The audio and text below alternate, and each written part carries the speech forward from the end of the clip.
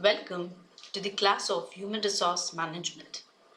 I'm Dr. Rasika Gumaste, an Associate Professor in AISSMS College of Hotel Management and Catering Technology, Pune. Today, we're going to learn the introduction and definition of human resource management, the evolution and history of human resource management, and the need for human resource in the service industry.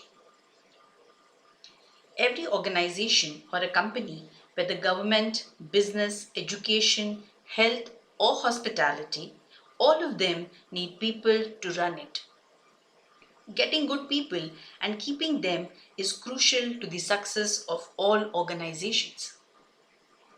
During the study of principles of management, we have seen that there are some important resources required to run a business.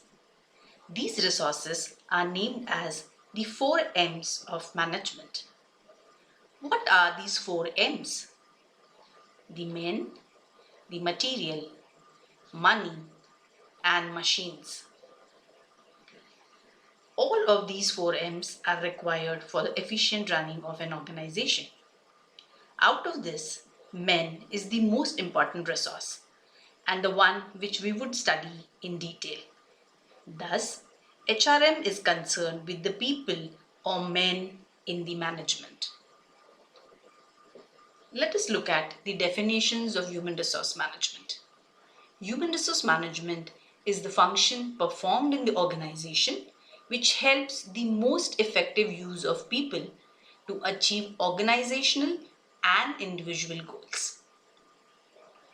If I have to explain, the organizational goals would include earning good revenue for the company, earning a good brand name in the market.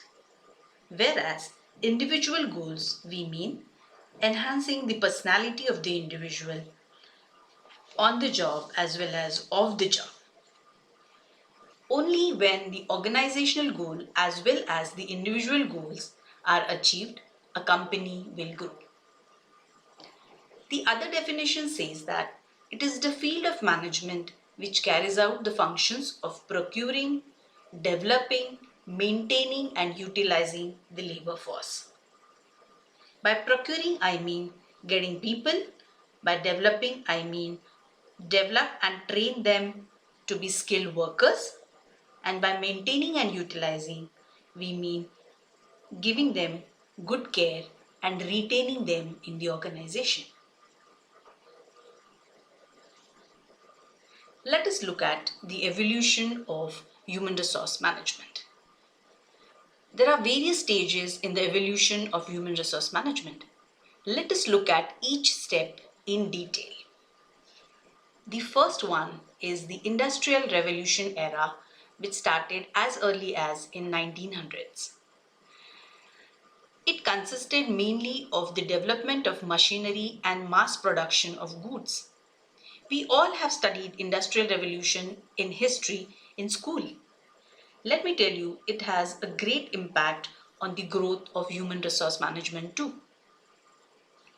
The workers were considered as a commodity during this era, and not much attention was given to them. But the workers had started their own organizations, which were called as trade unions. These trade unions work for the welfare of the workers.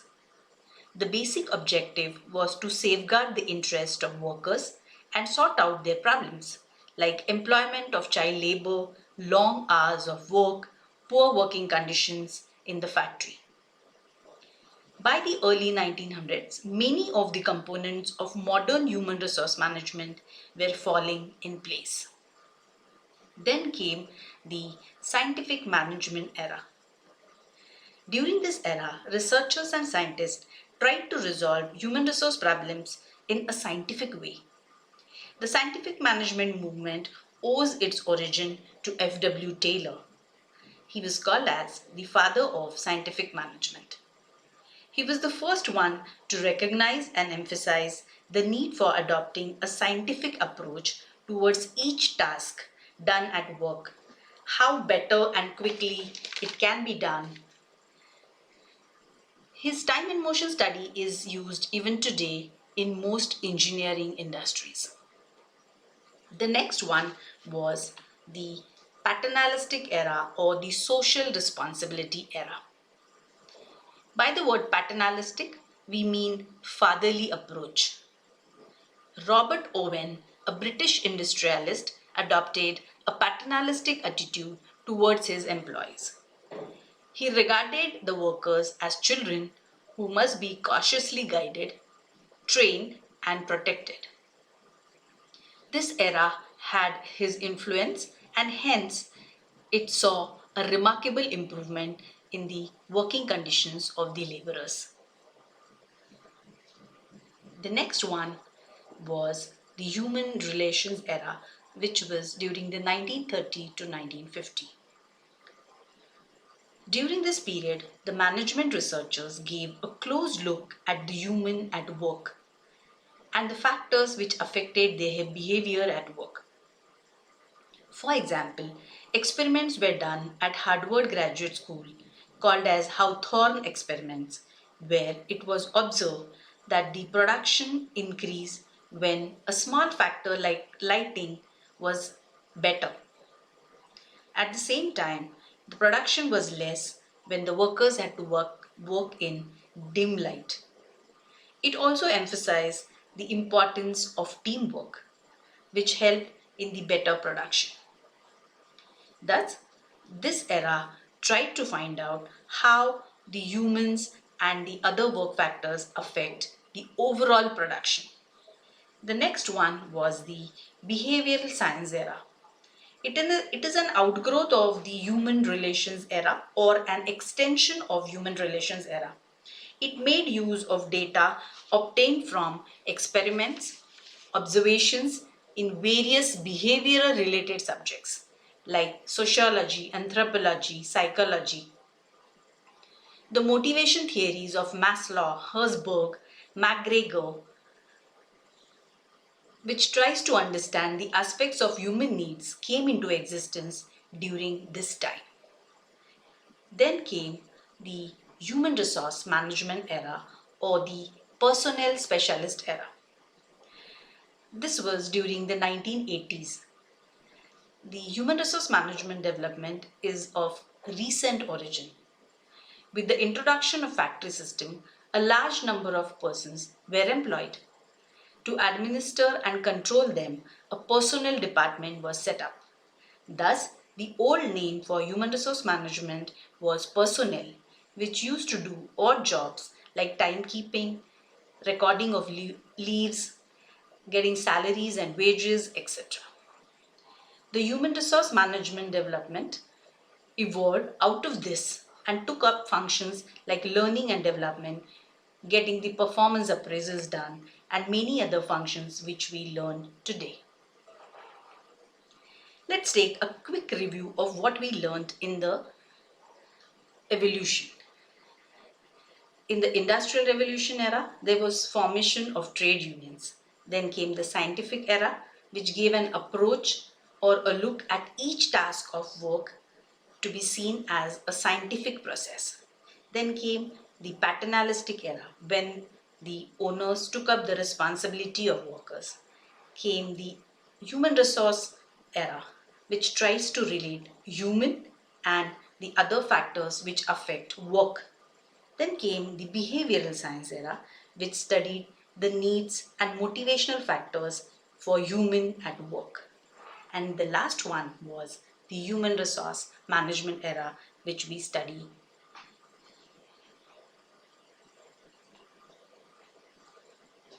Today, I'm going to tell you a story of, of the extraordinary heroes of the Taj Hotel, Mumbai. We all know on 26 November 2008, Taj Hotel was attacked by the terrorist. This case study was also discussed in one of the world-known universities, the Harvard University. On 26 November, a huge banquet was on in one of the banquet halls of Taj. The banquet was led by a 24-year-old banquet manager, Miss Mallika Jagad. Suddenly, there were some gunshots heard by the staff, which were from the terrorists who were storming the hotel. Miss Jagad had the doors locked and the lights turned off. She asked everyone to lie down quietly under tables and refrain from using cell phones. She insisted that husbands and wives separate to reduce the risk to families. The group stayed there all night and later evacuated by the employees. Taj Mumbai's employees gave customer service a whole new meaning during this terrorist attack. What created that extreme customer centric approach? Why did the employees stay back to rescue the guest when they could have saved themselves first? The answers were it was believed that the human resource practices that Taj Group have combined to create an organizational culture made the employees willing to do almost anything for their guest. Designing an organization need many dimensions, the most critical of which is the employees. This case study emphasizes on that aspect. I hope I could convey how important the employees are for a hotel. Let us look at the need for HR in the service industry, or how the skills required in human resource are slightly different than the other industries. Let us look at the difference between a product and a service. A service is tangible, can only be felt, unlike product which is tangible. A service is intangible, whereas a product is tangible. A service is perishable and cannot be stored, but a product may be. The value of service is offered by the service provider, whereas product value is derived by the customer. In services, there is face-to-face interaction of the employees, whereas it may not be during the purchase of product. The quality of service is crucial to the purchase experience. The greater the skill of the server, the costlier it is, whereas the quality of product depends on its nature. It is difficult to standardize the skills. For example, a server may serve the food with a smile, or he may be a little angry while serving the food. People who deliver it may vary in their attitude. It is easy to compare quality of product compared to the services. The server has to be present all the time, irrespective of the customers, which is not so for a product. In services, the time period between the demand and its compliance is short. A product may be bought much later. Hence, the skills required by the human resource in service sector are much different. Thanks for watching my video. Hoping to see you again soon in my next video. Please attempt the quiz on HRM. The link is given in the description box.